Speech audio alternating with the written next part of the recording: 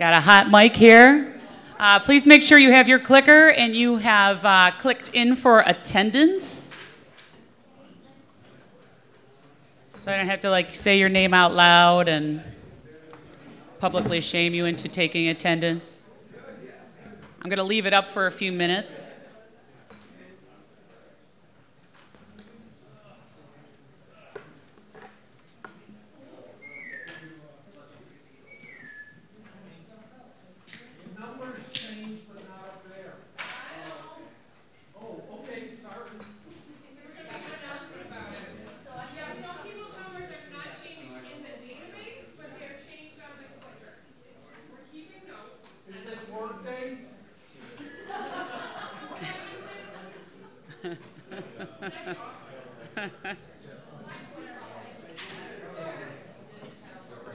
Yeah, let's blame Blackboard. Yeah.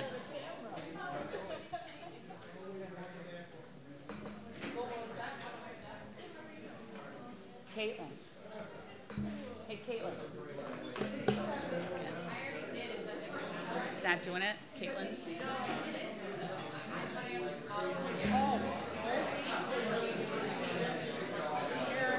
Got it.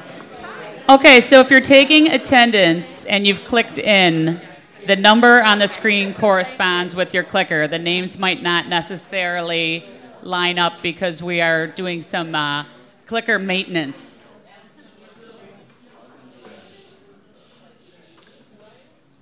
Okay, so I'm going to leave this up for just a minute. And before we begin the business of our institution, I want to take a moment to talk about the business of our country. Today is September 11th. 17 years ago was a moment in our country's history that changed the course of history forever. At 8:46 a.m., the North Tower was struck. At 9:03, the South Tower. It was at this point in time that we learned that there were planes headed for the White House and for the Pentagon. At 9:37, a plane struck the Pentagon. And at 9:59, the South Tower collapsed. I was teaching 10th grade math to 16 and 15-year-olds that day. And I think all of us know exactly where we were at that very moment when this happened in our lifetime. At 10:07, Flight 93 crashed in Pennsylvania because the passengers took the plane down to save the White House. And at 10:29, the North Tower collapsed. I would like to take a moment of silence as we remember this very important day in our history.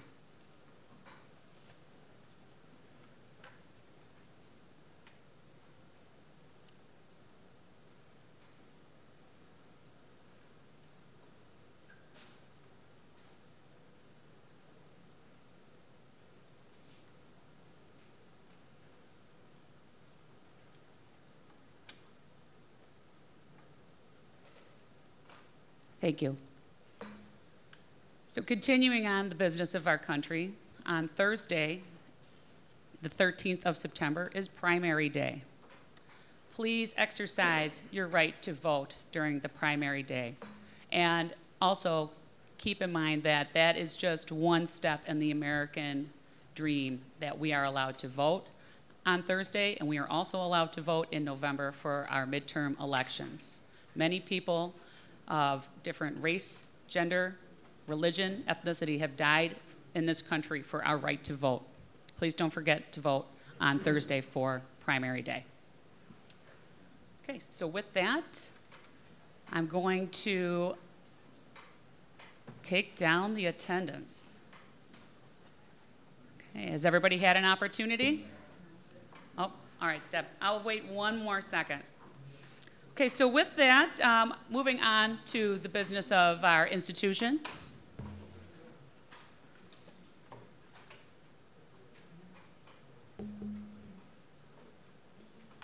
I'm just going to minimize it.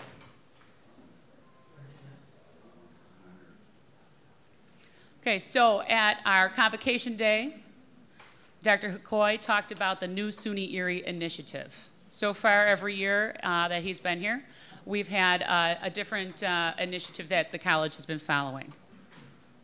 So this year, we're doing SUNY Erie Cares. Okay? C is for compassion.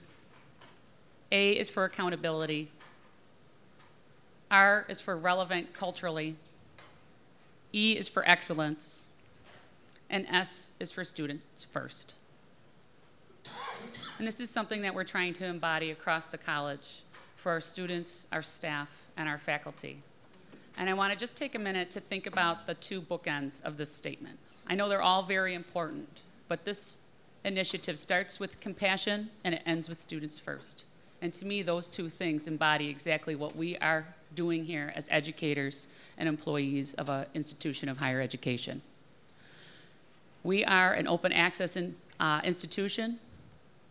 We meet our students where they are, and we help them grow to become better than they could have ever imagined. And we do that with compassion, with everything we do for our students, how we address them, how we see them in the hallways, how we help our students be successful in our classes and be successful in their semester and along their journey at the college.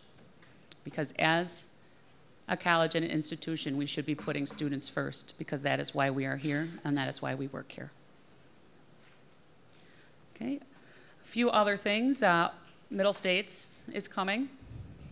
I feel like that should be like the tagline on a movie. Middle States is coming. October 2nd through the 4th, Middle States will be here for our visit. And our Middle States team is going to be addressing a few different things they want us all to keep in mind when they give our update. And then last but not least, the SUNY Chancellor is going to be inaugurated on Friday. And I was asked by the Chancellor's office to represent SUNY Erie at the ceremony at FIT on Friday. So I will be there representing all of you and everything we stand for at this college with our shared governance and our Students First mission. Okay, so with that, I would like to ask Dr. Hikoy to please come on up and give his welcome to the College Senate. Good afternoon. The first College Senate of the semester. How exciting. Can you put up the SUNY Erie Cares? I wasn't even going to mention it, but Colleen is right on top of things. So there's the question as to if students are first, why aren't they at the top? Now, if you transpose the S, you see the reason why it's not on top. SUNY Erie Scare is not the most attractive set of initiatives. There you go. Perfect. Students first and last. SUNY Erie Scares. You know, obviously, our care for students is predicated on being able to feel their experience, both good and bad, and as well as each other. And so we also have an HR initiative in terms of civility and working with one another. The accountability part is a board mandate in terms of looking at performance that may impact enrollment. And just a quick update on enrollment, we are still minus 4%, which is, you know, within the margin of error. It's relatively flat since last week, and we're still counting, meaning there's a drop and there's advanced studies to come. We'll continue with our trainings in terms of being more inclusive. Our cabinet will be attending some trainings, I think, in the fall as well. The cycle of improvement, and we'll talk about with regards to Middle States. And you know, there are two questions that all of you must be able to answer with regards to Middle States. So when they're here, you should be prepared to answer the following. How do you assess progress with respect to goals in your unit? All right. And secondly, what have you done or changes you've made to respond to assessment findings? Again, that speaks to the cycle of improvement. It's great to see some of our student government members here. Welcome. And students first. Obviously, that's the principle on which we will make all decisions and is our #1 priority, despite being the last on the list. Just an announcement from, hey, let's welcome Len Lanahan, our board member. An announcement from IT, you have to change your password by tomorrow. Absolutely, positively. And this is the result of, there's been a couple of minor security breaches. We've caught them, but we've discovered that the reason why there was a breach was because of very weak passwords. I myself am guilty of doing this. I used to have a 3-letter password, ECC.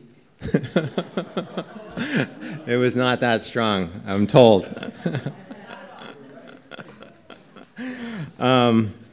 So please do that by today. And, you know, the rest isn't that important. I actually have to leave. I have a conference call with Hamburg. They want to partner with us in developing a business incubator right there in the village. But let me address any questions you might have for the new year before I head out.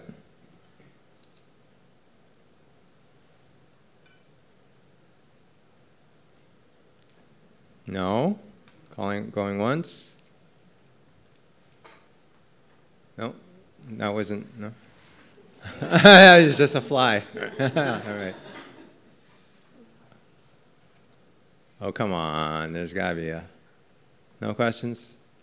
All right. Well, have a great Senate without me. Thanks, everyone. Thank you.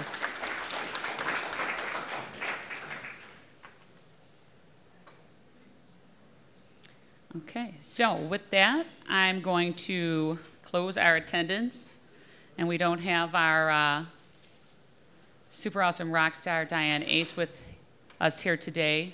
Diane, I miss you. I hope I don't disappoint you when I close out of this vote. Has everyone had an opportunity to take attendance? Okay.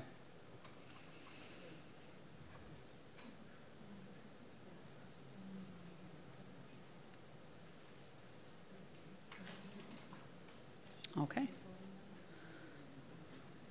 There we go. All right, and one other thing I did fail to mention during my address was that we do have our 3 new SGA reps. They are the VPs from the 3 campuses. They're here with us today. If you guys want to give us a, there they are. Welcome to the College Senate. So they have full-fledged rights as all the other senators in this room. They are allowed to vote. They could be on committees, and they are free to comment, ask questions on anything you like throughout the entire meeting. And we also have several other new senators here today. So I just want to remind everybody that to address the Senate, you need to be called on, but you also have to click the button on your microphone to speak, because we are streaming. So even though you might be super loud and you can project great, the people on the stream won't be able to hear you. You need to use the microphones. And then one last thing, we do have quorum. We maintain quorum if people stay for the entire meeting.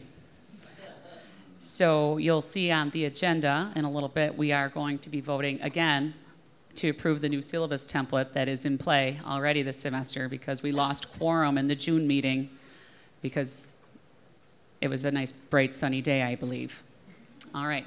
So with that, our Middle States team is here. So I'm going to ask Fabio Escobar to give us an update on Middle States. I thought I saw him. Did I see him? I saw Debbie. Debbie, you're up.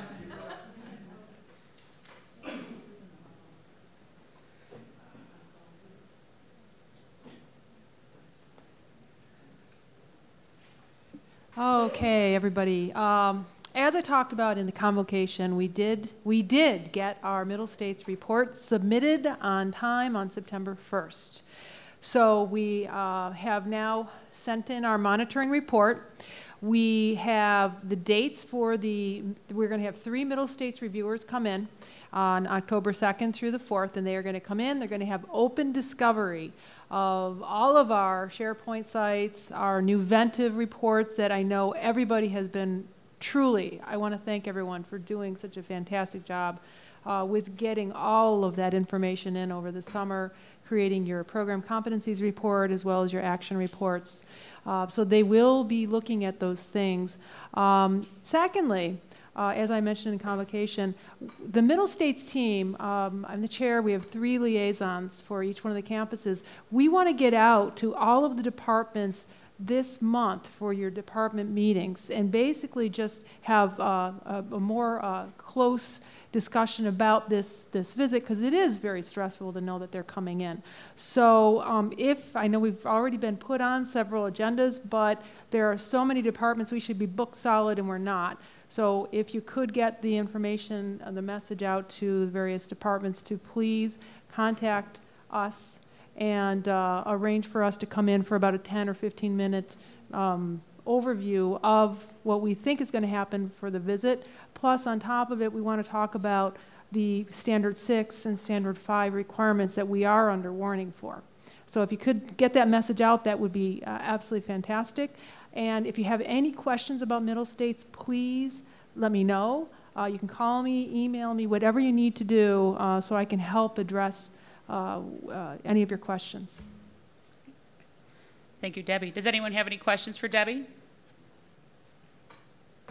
Okay, so to reiterate that, please invite the Middle States team to your department meetings to help prepare your departments and your divisions and your units for the Middle States visit. Jackie? Yeah, I have a question. Oh, sorry, she's got to use the mic.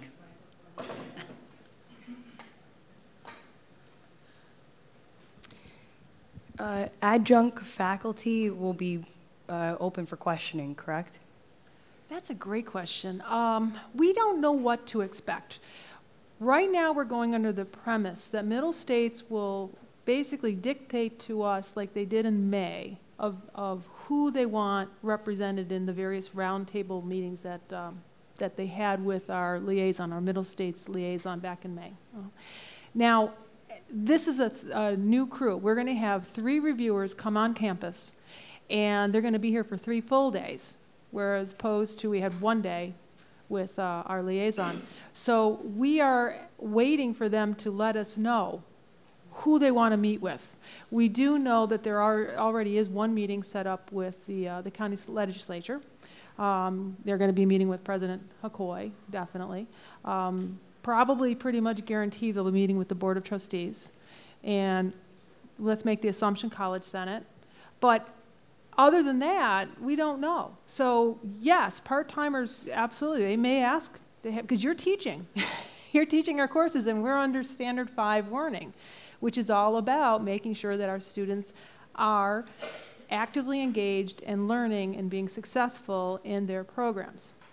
So, would it be wise for departments to invite adjunct faculty to these departmental meetings where Middle State representatives will be coming and kind of talking to us about this visit? that wouldn't be a bad idea whatsoever. Thank you. That was it. Michael? Debbie, I'm wondering if you have any suggestions about what would be good sample answers to the 2 questions that Dan mentioned earlier. Just random sample type answers. Okay. Do you want me to? Boy, Mike. Sorry. Okay. We're talking about educational effectiveness and institutional effectiveness. What we would like everybody to do is to think about how they have actually had an impact for their unit and their program in participation with actively being a part of a action that is providing a positive result. For example, let's talk about in your program, on an academic standpoint. Did you do some sort of initiation for the whole program that actually the success rate improved for the students in that particular class or in that particular program? Think about what you have participated in, because we need stories. We just came out of the IPA meeting, and we were talking about, boy, we really need to have people have a story about what they did on an educational or an institutional basis to improve our school. It's continuous improvement.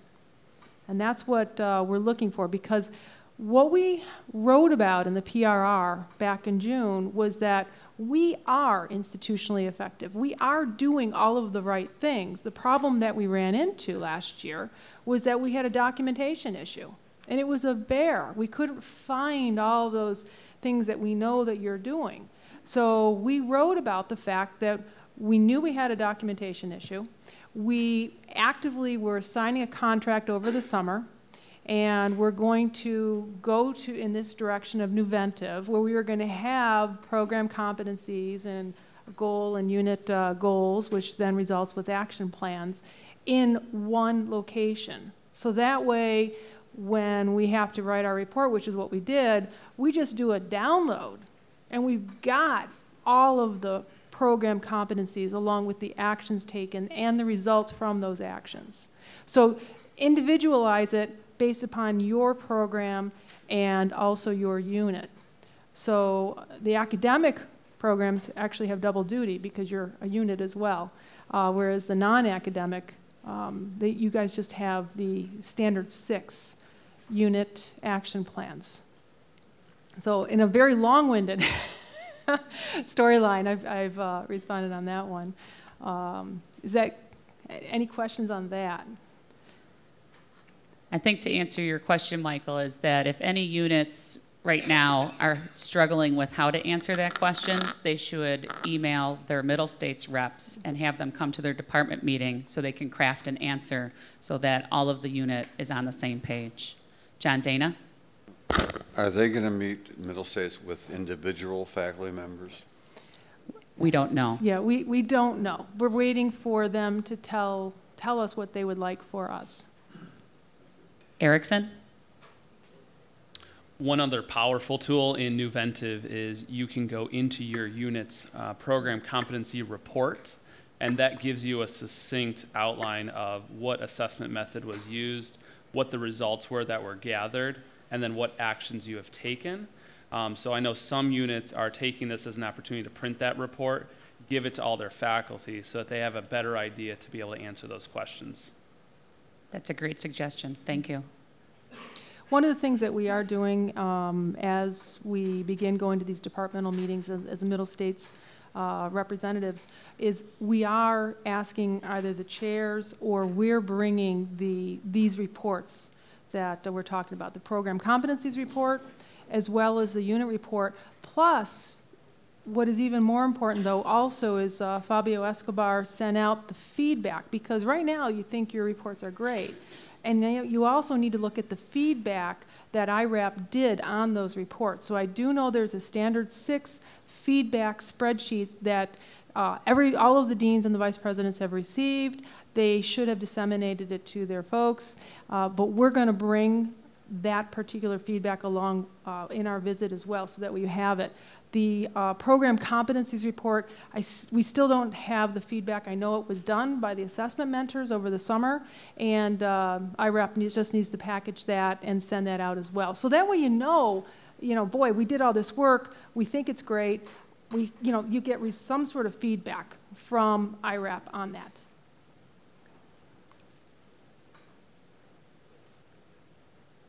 Okay, great. Thank you, Debbie. Okay, so we're going to move on to our OER AIM Task Force update with our faculty chair, Patty Kaiser. Well, we've had some success, not as much success as we would like, but that's probably true of every initiative the college looks at. We've added 76 new sections for fall 18. That brings us up to 183 AIM sections overall. Roughly, that's 4,500 students, probably saving them $500,000. When you start tallying it up, anecdotally, we get lots of thank yous from our students. It's making a difference. I can tell you it makes a difference in my own class because we can start using the book on day 1, and that has saved us 2 weeks of getting started time. We have already started scheduling trainings. We have 3 set up for the fall semester, more of the sandboxes, part of the requirement for the MOU.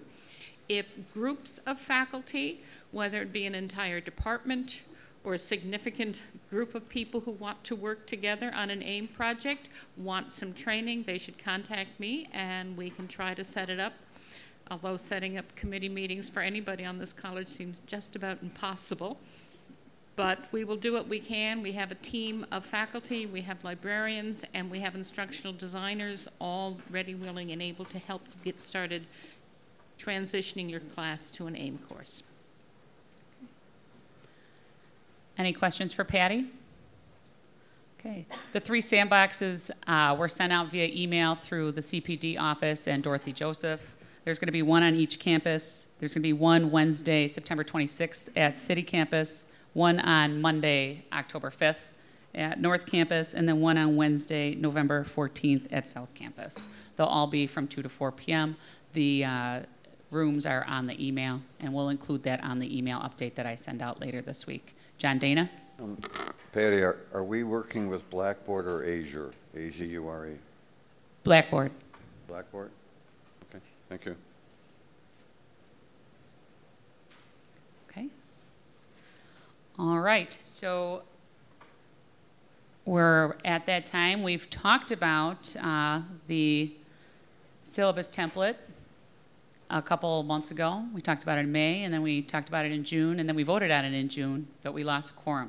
I'm going to invite Joanne Komarauer of Academic Standards to just give us a brief overview of that template again. One of the things I do want to discuss with the template based on feedback I have heard is that it's just a template.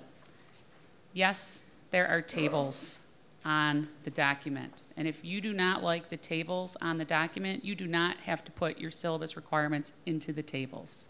You just have to require all of the different things that are on the template. So you can copy paste your items into the template. You could take items from the template and put it into your own format, but the format is up to all individuals. You don't have to use the exact format that is presented in the syllabus. Okay, Joanne? Thanks. Do you have it, Colleen, to show? I do. And I don't know, is Jamie here? Because actually Jamie Smith and her secretary, Cassie, are the ones that did the majority of work on this. Kind of came through Academic Standards, but it also came out of NCDC and CWCC. So this was sent out. Jamie sent this out. I sent this out. I'm not sure if it was sent to the entire college community. I know the two of us sent it out, encouraging our faculty to begin using this new format. Over the summer, I got some feedback from faculty suggesting some changes. So is this is the one that was on the agenda for June, Colleen, that we're looking at? It is the updated one. Okay, good. So yeah, there are some formatting things. The table at the bottom for the topical outline, that's like a table format, and like Colleen's saying, copying, pasting in there has proven to be a little difficult, right? Yeah, so you can get rid of the table and put it in there, but basically what we're trying to accomplish is a standard syllabus template so that everybody is including the same information, and that the Starfish statement is there. There's an academic integrity statement that's there. There's information on students with disabilities in the template. So we wanted that information. So we're just wanting to make sure that everybody is including the same standard information with this syllabus template. I've been collecting them for I have the departments collecting them, and I haven't gotten too many complaints about formatting, just a few comments. It's been reviewed and reviewed. Here's Jamie. I don't know if Jamie has any more to say about it. Oh, I'm talking about the syllabus template. No, I heard that. Yeah. Because you and I own this one together, girl. So I don't know if you want to say anything else. So in short, how it came about is that I started collecting syllabi, I think, 3 semesters ago. What I realized is that all our syllabi look a lot different. While that shows our creativity, it makes it hard for students to find things. So what we did is, through Academic Integrity, Academic Standards, a few other venues, we shopped around what information should be on there. So there is pretty much a listing here of everything that is required to be on a syllabus. We tried to format it in a way that was sort of uniform and easy to find. The tables are adjustable, so right there under J, if you decide you don't want to use a method, percentage, and quantity, you can take that out and delete it. You have to delete table, sorry. Oh, whoops. So what we're saying is that this was something for us to start with so you could be somewhat uniform, know exactly what was required. More importantly, there are statements on there that need to actually be there. Things like our ADA compliance issues. There is a statement down there for academic integrity, the students with disabilities. Those are things that we went out to these Starfish, that's another one, that we went out and said exactly what should this say.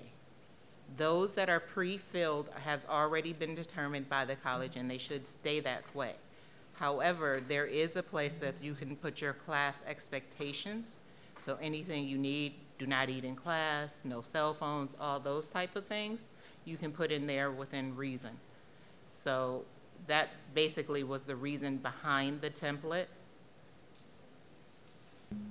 Is there any other questions specific to the template? Pat Ryan? Has this document been put through an accessibility checker? Yes. Okay, I'm finding 66 errors in this one. Really? Uh-huh. Okay. It might not be the one that was supposed to go forward, but the one here has 60, it's missing all of the alt tags, the row headers, and everything else. Okay.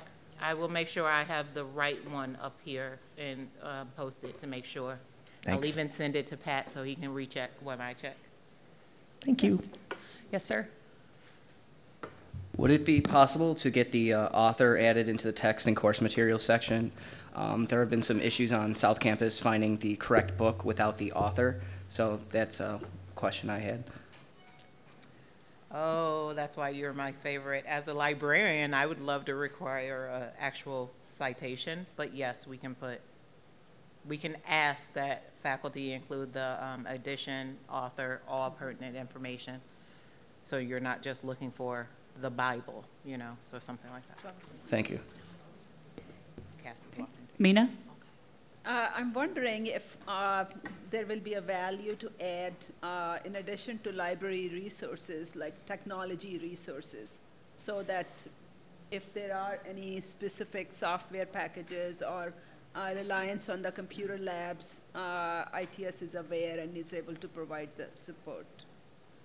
So you're saying for like a math class, if they use, what is it called, the math program, that we should have it listed? Lumen Learning.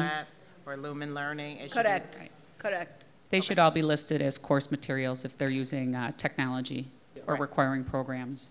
So add that as like. So in under addition to author. where it says text, course materials, I can put right there, technology use. That will be good. Okay. John Dana? Jamie, is it required to list, I think it is, list the ESPN number?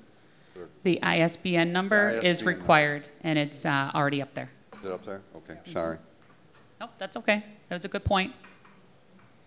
Other questions or comments? Sabrina?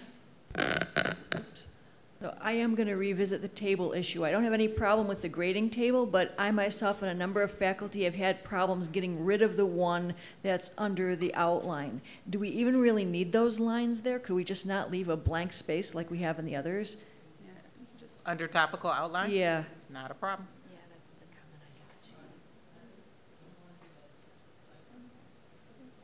I got. Oh, wow. Yeah, see? I'm a table failure as well. Not a problem. Oh, there's an extra column there.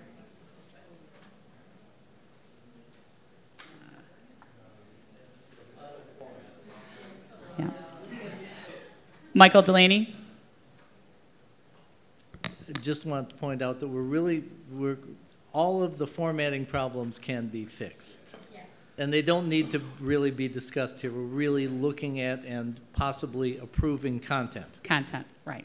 And also I can say, if you can email any comments to fish@ecc.edu and Smith, JD, that's very important, so Dr. Steve Smith doesn't get my emails.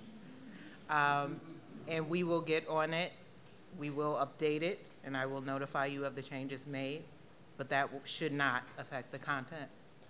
Right. The one comment I have is where this thing is housed, where this is housed and how we get it to faculty. So there's been multiple versions, as you could hear what happened today. This has kind of been happening all summer. So like when I finally pulled the trigger and sent it out to my faculty, got comments, Cassie updated it. So you see a last updated there, September. I mean, there's multiple versions. So what we've been doing is housing this thing on CWCC, NCDC, yes, and academic standards.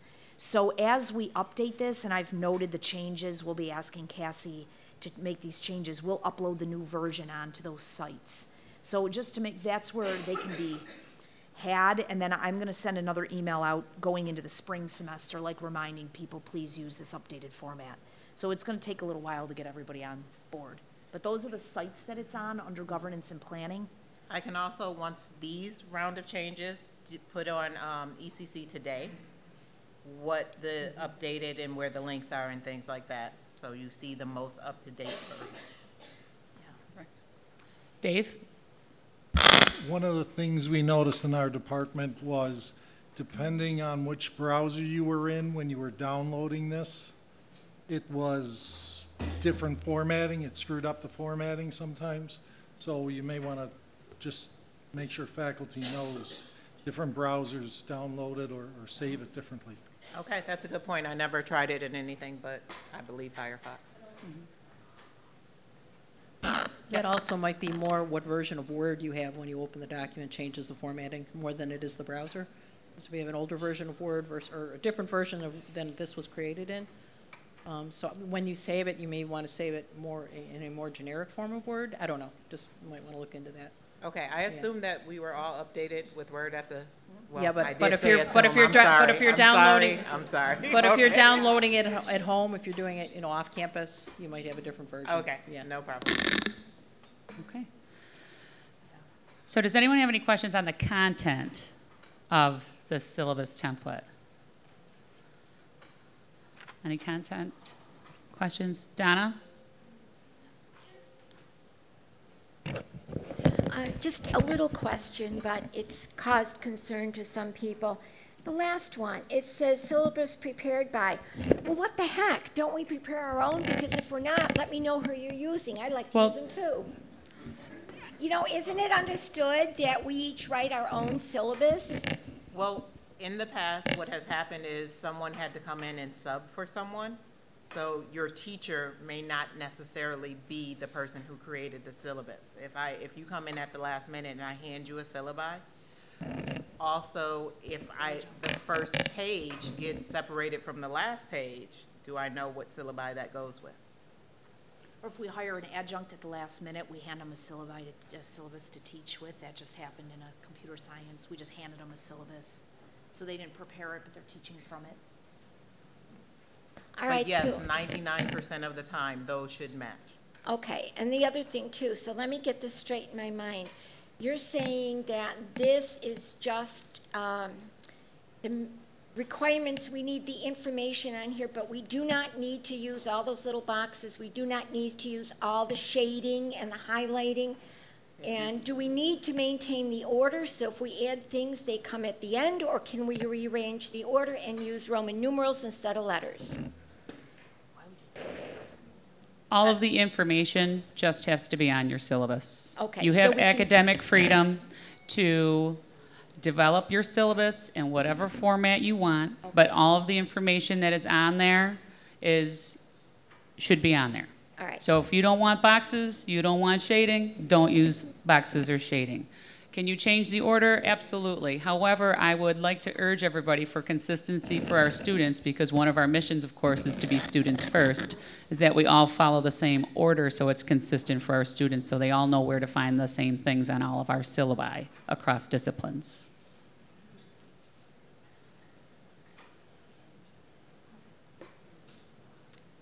Okay. Any other? Okay, so this is the syllabus template. I'd like to have a motion to vote on the syllabus template, and again, we are voting on the content. Patty, second? Jason? Any other questions or comments on this vote? Okay.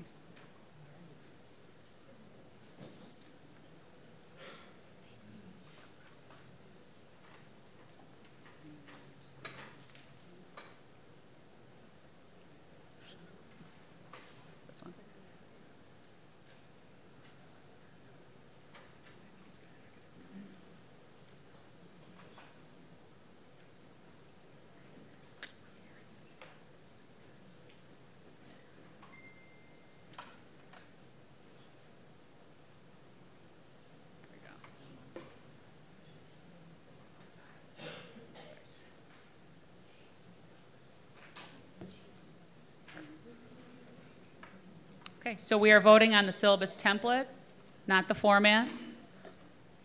A for yes, B for no, C to abstain.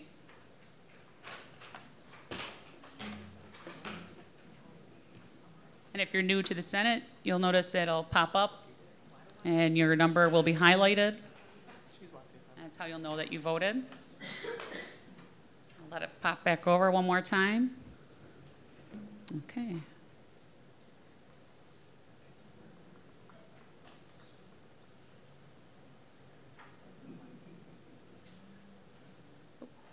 And with the resounding 90%, the motion passes.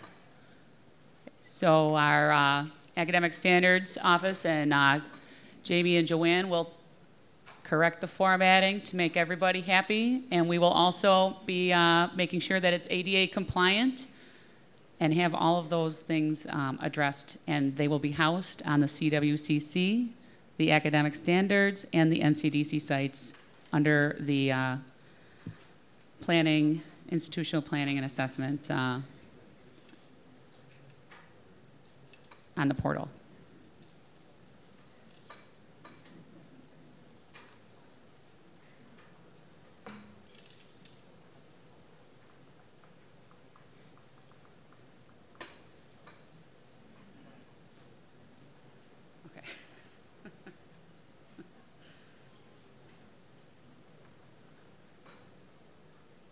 Okay, so we have a couple more updates really quickly. We have the General Education Committee update with Erickson, Neelands, and William Falls. Let me pull that up for you.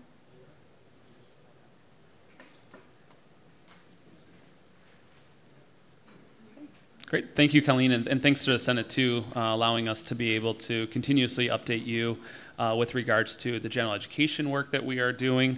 What you see in front of you here is our report that we have generated from the General Education Committee. On the left-hand side, you will see each of our institutional learning outcomes. The second column, you'll see the method that was used and the courses that were assessed in the results and analysis section, and then the actions that we have taken as an institution. Something that we really have as one of our goals for this academic year is to improve the communication of general education throughout the school. This is something that we did receive feedback on from our Middle States report. And so we want to make a continued effort to update everyone throughout the school. And so with using the Senate and our great, what I think, collaboration and hopefully continue going forward, we want to use this as an opportunity to update everyone. So feel free to please review this, share this with your unit, especially if it's something that was applicable. English, for example, math and natural sciences. It is possible that you may be asked about some of these results if asked by the Middle States team. In addition to that, we are looking over this year to improve on general education information from SUNY, that is, as well as the Middle States, the SUNY Erie ILOs. We're creating documents to help allow units to be able to better understand each of these requirements. We're hoping that we will be able to share something with the Senate even at the next meeting that we've created. We just want the Gen Ed obviously to weigh in as well. The other thing is really coming down the pipeline to be aware of, and it kind of goes back to the SUNY Erie Cares. It's our excellence piece. We really need to, as a result of our Middle States report, also improve on the assessment of these ILOs, and a continuing remark has been to create universal rubrics so that this way we can have more meaningful and relevant assessment when it comes to these ILOs. So right now, over the summer, we have some working documents that we've created. These have now been shared with subject matter experts and units to get their feedback. The General Education Committee is also going to weigh on these, as they already have. And then the next step will be to actually bring it to the Senate for discussion as well as your feedback. So we're hoping that we will be able to bring these to you at either the October or the November meeting. So if you have any questions or concerns, certainly please email either Bill or I. We'll be happy to give you an update on that information. But please look forward to that. If you have any comments in regards to the report you see here too, please let us know. We're an open book. Happy to help. Thanks. Great. Thank you. So I will also, this is posted on the Senate site, but I will also be sending it out via email on Thursday with Bill and Erickson's emails addresses as well. So please take the time to review them. review them with your department, and as Erickson pointed out, this does directly tie to our Middle States visit that is upcoming. And of course, one of the questions that we have been thinking about is how do we answer that question about how our units are meeting Standard 6. This is one of the tools that can help you to answer that question. So please review it and get back to the Gen Ed committee if you have any comments or concerns or anything else that you'd like to share with them. Okay. We have an update on Workday.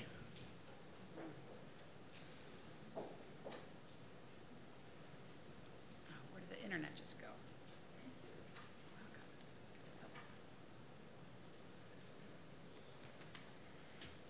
Well, Workday is live. Hopefully, you all have used it. It was a fast-track project, and we delivered it on time, on budget. Lots of work went into it. It's not an ITS project. It is a college project. Thank you. So, oops. Yeah. So phase 1 is rolled out. I just want to be very clear. Some people have been asking that, oh, all of Workday is out. No. Workday is going to be rolled out in 7 phases, and we have rolled out phase 1. That includes HR functions and business office, as well as the accounting part. So that's, we have other phases that will be completed in 4 years. So by the end of 2022, we hope to complete all the phases. After phase 1, we will move into the student side, and that's where rest of the phases are. I know student presidents are sitting there, so that is coming next. To just give you a snapshot of what happened the day we went live, about 42% of the community logged into it. So that was a really good number. I mean, that 42% the first day, they logged into it. And by the end of Friday, it's about 60% of the faculty and staff who have logged into the Workday system and have used it. And there is a small percent who also use the cell phones. So there is an app on the cell phone that you can download and do some of the functions. It doesn't have all the features that you see when you are on the computer, laptop or desktop, but it has some features. So that's major issue that we have seen. The support has been provided by the help desk, by the human resources, payroll department, so all the functional areas have been supporting it. What we have heard is the organizational chart has been the biggest issue so far. By that I mean that this is the first time SUNY ERI has ever had an organizational chart. We never had an organizational chart in the history of SUNY ERI, for the college.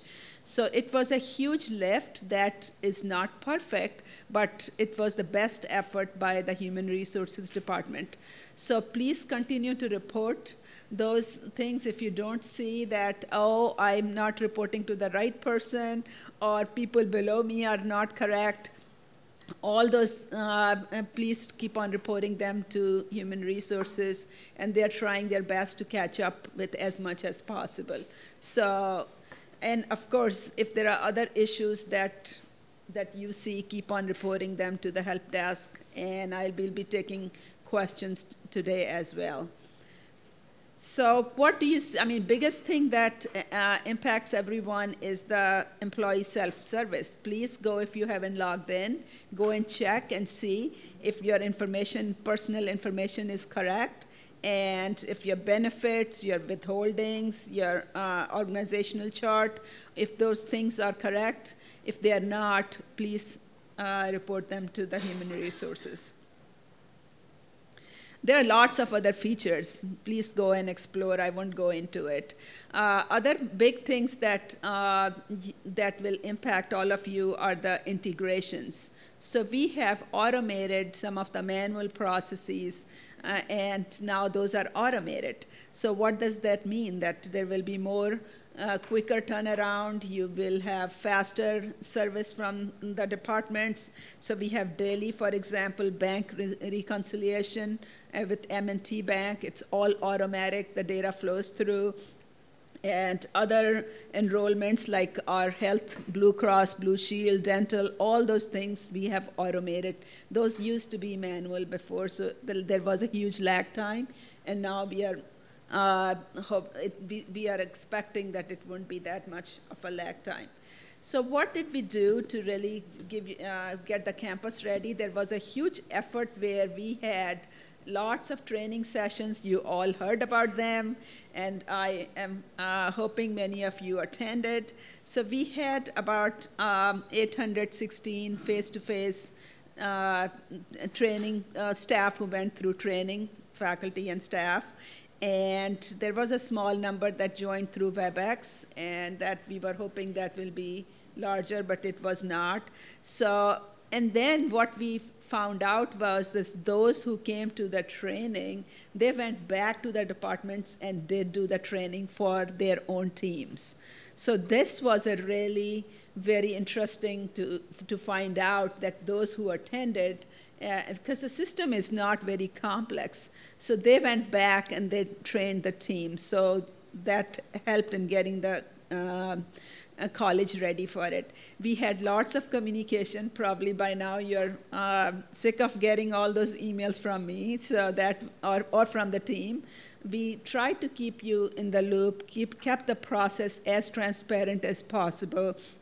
We have announcement in ECC today, and we had Workday websites where we were posting all the information about the implementation process, as well as we have a Workday Strategic Steering Committee that meets on monthly basis or on as-needed basis. We had notes for those meetings posted. We also had an end-user site where we had Workday Sandbox for you to go and play with it before it actually went live. So we are interested in hearing what you think about it. We'll have a survey that will be going out to understand that if this worked for you or not, because keep in mind, this is phase 1 of phase 7. So we want to learn as much as possible from this experience, so we don't repeat the same mistake for phase 2 to 7. So keep your feedback going, let us know what you think, if there is anything else we should have done that we didn't do, or stuff that we did not work as well. We are very much interested in the feedback. So this is just to recap what went live in phase 1 are some of these modules where from human resources, the payroll is automated, benefit, time tracking, absence management, recruiting. Recruiting is still in progress. It will start, that module the implementation will start end of this month, hopefully. So other ones have been implemented, and on the financial and accounting side, you can see these are actual modules of the Workday that have been implemented. And to give you a preview of the student side, I know you're eager to know what's going to happen on the student side. We have, these are, oh, what did I do? Oh, okay. So these are some of the modules that we will be working on once we get into the student side, which will be almost 6 months from now. But we are already doing the prep work, and some of the student side leaders like Steve Smith, Nora, Penny, Howard, and I think all Phil, other ones are actively working on it as we speak. So this is just a snapshot. I had shared that before also, what the timeline would look like, what's phase 2. The phase 2 is planned to be rolled out during the fall of 2020. So we have lots of work ahead of us. And that is where I think we will be going live with admissions, curriculum, and some financial aid pieces during the fall of 2020. And after that, there will be rolling adoption. So we will continue as rolling the other pieces out as we continue to move. So here are the Workday Strategic Steering Committee members that have played a huge role in addition to other, the teams. You know, we have HR team that was fully involved. Everyone participated in it. The benefit office, the accounting office. It's a trivial effort. I mean, there were lots of people that were involved, and the steering committee was meeting on monthly basis, and Colleen was on it. So thank you for all the work. I just wanted to flash that so that you know who the leaders who have been working on this as well. So that's where we are. I think I'll open it up for questions. Jason? As a department chair, do I have access to my department budget through Workday yet? Not yet. Okay. Oh, microphone. Oh, sorry. Yeah. You don't have access, not everyone has access yet. We've got partial budgets out there as we were finishing up September and enrollment numbers and finalizing the budget. My words are leaving me today. The budget assessment so that we know exactly what to allocate. But by the end of September, we'll have all the budgets out there, and we should have everyone worked out as far as having access to their system. We've been working them slowly over the week. Yes. Ethel? So then, as faculty, do we still have access through Informer to our students' data, our students' profile, and our whatever DataTel information is storing? Do we have access to DataTel? The question. Informer. Oh, yes, Informer. yes, I'm sorry. Yes, the DataTel, our colleague, is, we are not going to turn everything off till the whole project is done. So we will keep on switching off for the pieces that are completed. So you do have access to colleague till, we finish the project. Thank you. Yeah. Joanne? You got to use the microphone.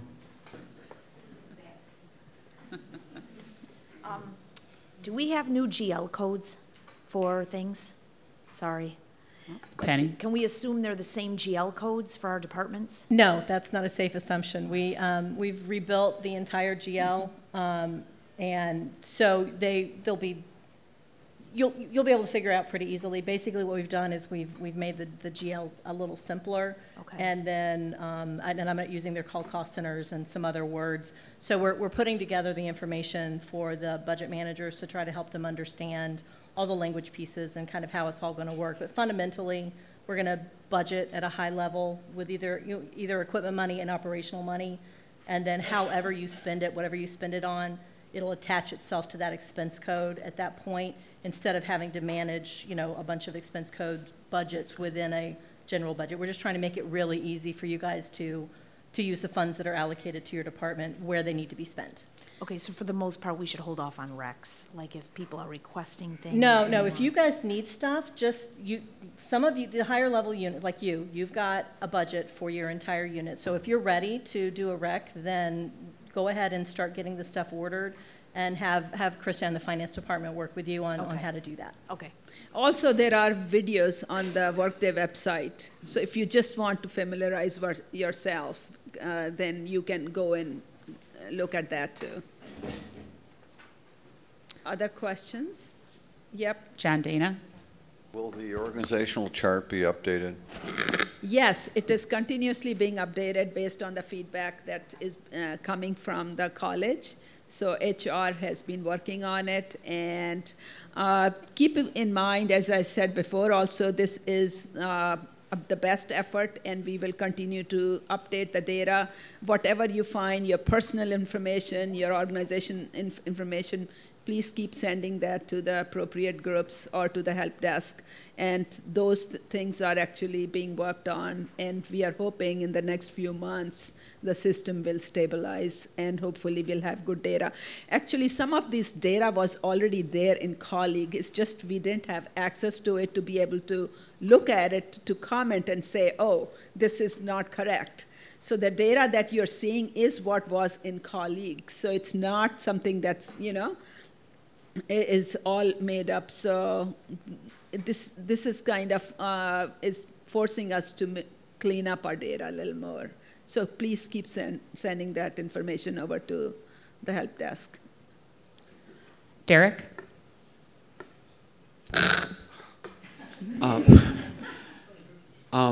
If students build a portfolio, will this software allow them to take the portfolio with them when they leave ECC, or is it reside on the software and stuck in the software?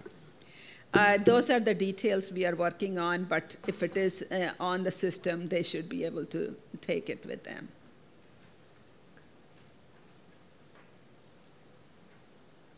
Other questions for Mina? Okay. If you think of a question in 5 minutes, please email her any of your comments or concerns, or again, if there is an issue with your personal information or where your organization is in Workday, please put in a help desk ticket. Thank you. Thank you. Oh, thank you. Okay, so that is the end of our old business. We're going to move into new business. And I'm going to invite Beth Holleran, who heads up our MOMS group, which is Moving Our Mothers from Education to Employment. There are brochures. Let me get that. And, oh.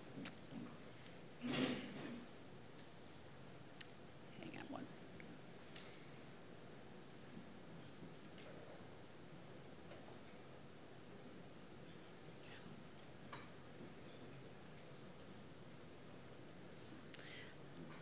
I'd like to welcome everyone and to have this opportunity to present on the MOMS program.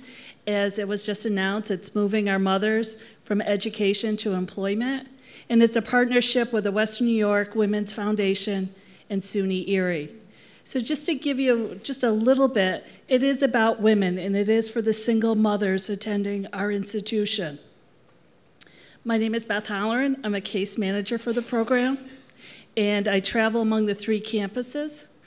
And why I think this is important is any of the single mothers that you interact with, you teach, you hear about, you see a stroller with a baby in it, there's potentially a member for the MOMS group.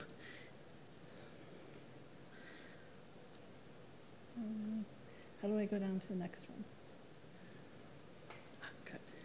So the program is based upon support. And as a case manager, my job is really to help link the student to the resources here at the campus, regardless of what campus they attend, as well as what's available in the community through partnerships that myself, my supervisor, Patrina Hill-Cheatham, or Dr. Clark has grown so that we can get these students to their goal, which is graduation. As you see here, there's many different services. One is academic coaching, and really looking at that schedule and asking, how doable is it if you are a mother, let alone a single mother, trying to balance home life, somewhat work, and school? And being able to drop their kids off at the bus stop or pick them up, being able to have time to even study. So we sit down and we talk about what is realistic. And for many of our mothers, the full-time schedule starting out the first semester may not be the most ideal. We talk about career explorations. The end goal is for them to graduate, and if they're in a 2-year program, to get jobs that have money. So if they're an undecided, undeclared, not yet knowing, or need a plan B, I work with the career services. We do the focus. I'm really going to encourage them for STEM programs because we know there's such an economic impact upon graduation. We're starting a mentor program so they can see women in that field, so that they can see themselves become in that field as well. This semester, we're starting our workshop series for successful women, and we're also doing family-friendly events with our SGA. And this is something that the students, the moms, are really, really interested about because, one, they want to meet other moms, and they want to be able to share their experiences and their wisdom. The second is they want to meet other adults. And then the third is they would like something that they can show their children of what they're trying to accomplish. So bringing them to a campus and hosting an event is one of those things. And then the mentoring piece. The mentoring piece doesn't necessarily have to be somebody from outside of SUNY, Erie. It can be someone that's sitting here in the audience, that maybe at one point you did attend here. Maybe you're not a single mom, maybe you're a mom. Maybe you have no children, but you want to help mentor. What I tell the women is every layer of support that we provide to you is getting you closer to your goal.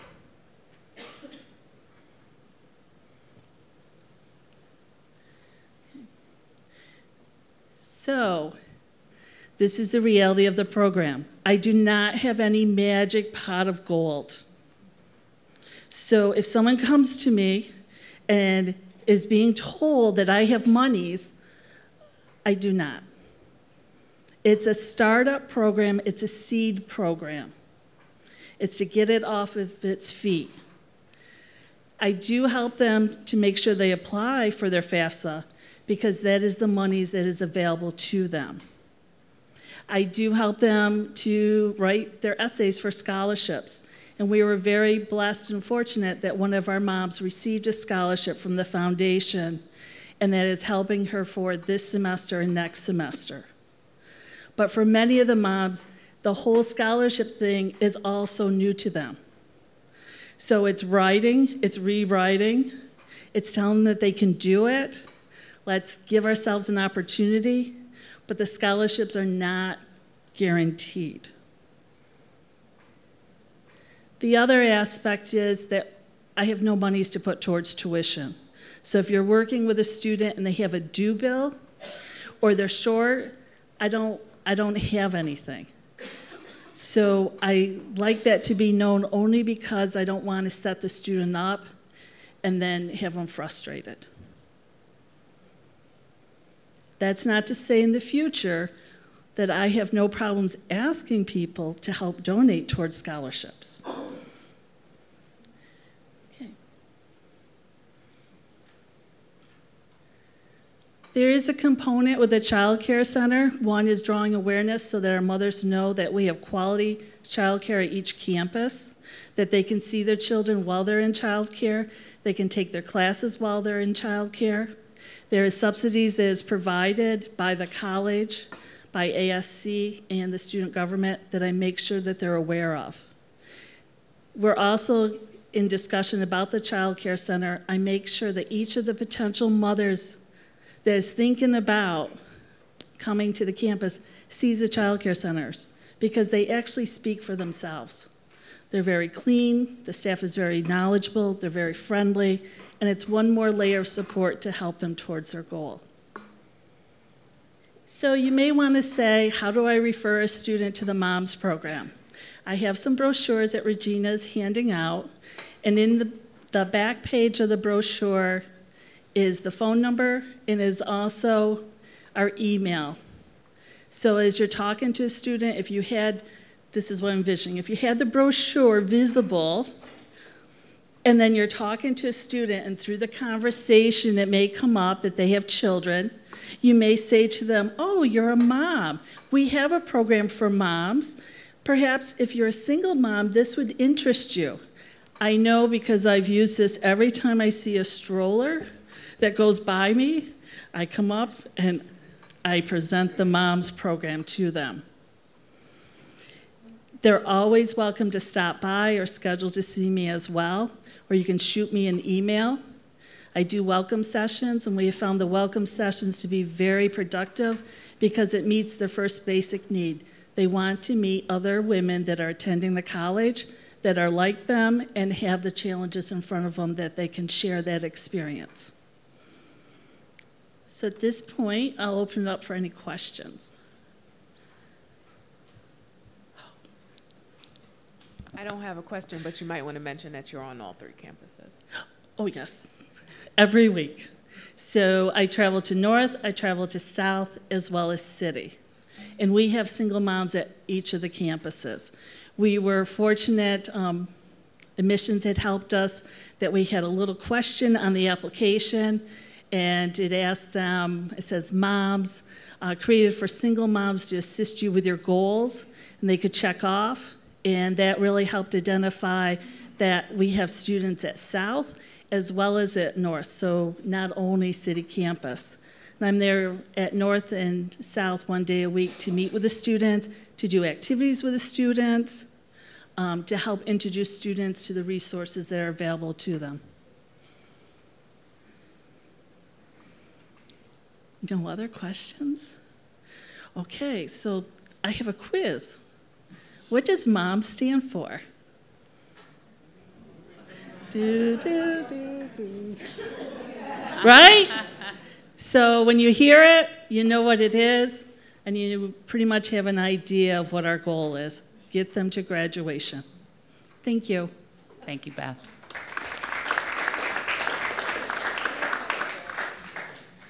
We do have the PowerPoint and this brochure posted on the College Senate site, and when I send out the email that'll go out, staff all and the SGA officers will also be included on the email.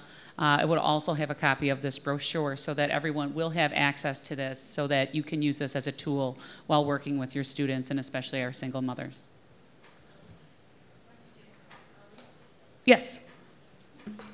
Will this be available to the other faculty? I mean, will it be distributed to other faculty? All staff. Okay, great. I get 1 staff all email a month, and it's going to go out on Thursday, and it'll have this information on it. Me and Paula. Or Paula and I. Sorry, Erica.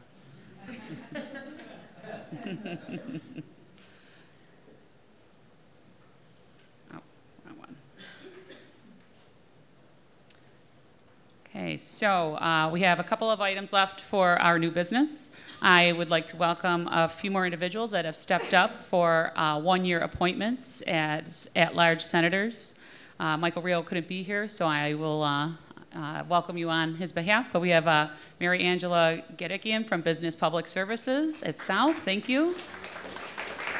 Kathy Calesto, Technology South.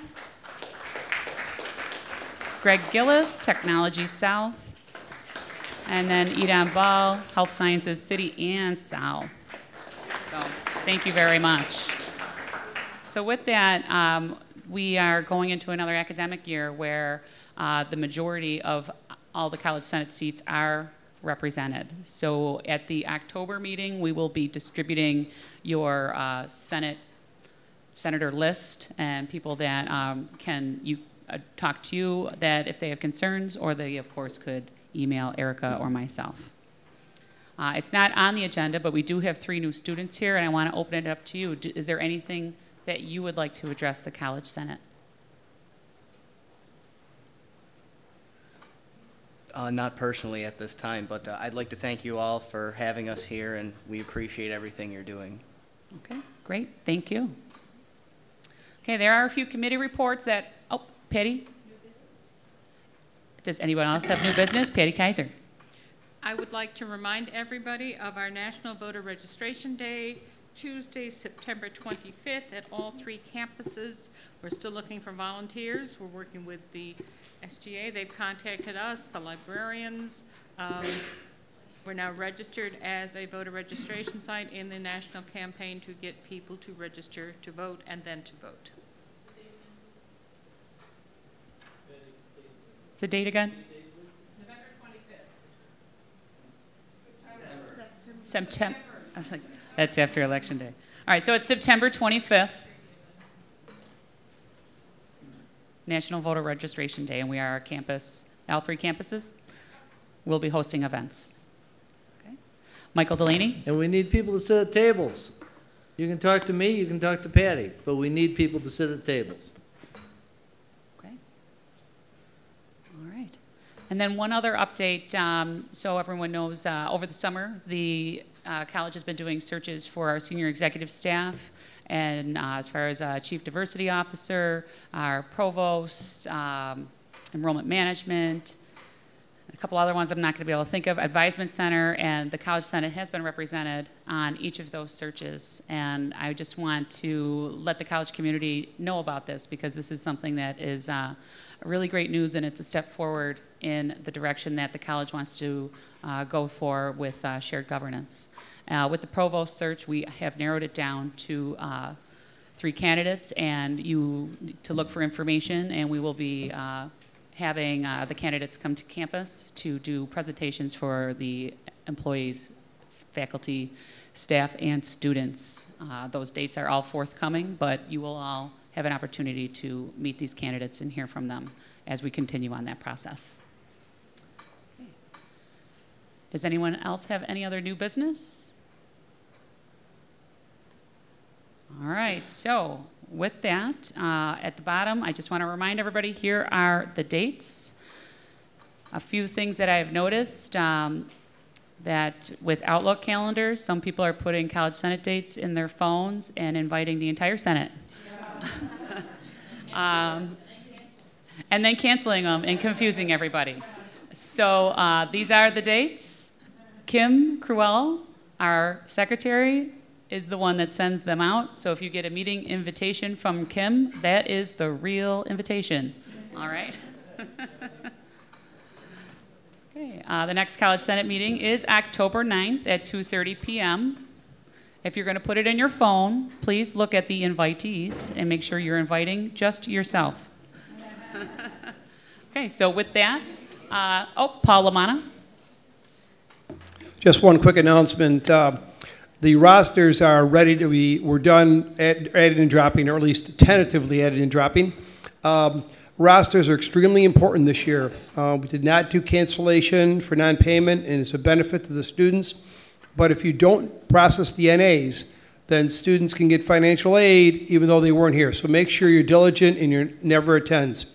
You can always add the student back in and put them back in and make things equal for them. But if we don't do it beforehand, some students get aid, they're not here, we end up having to try to get money back from them. So be very diligent, and please work with your departments on that. We'd appreciate it. Thank you. Okay. Any other comments, questions, concerns before we wrap it up?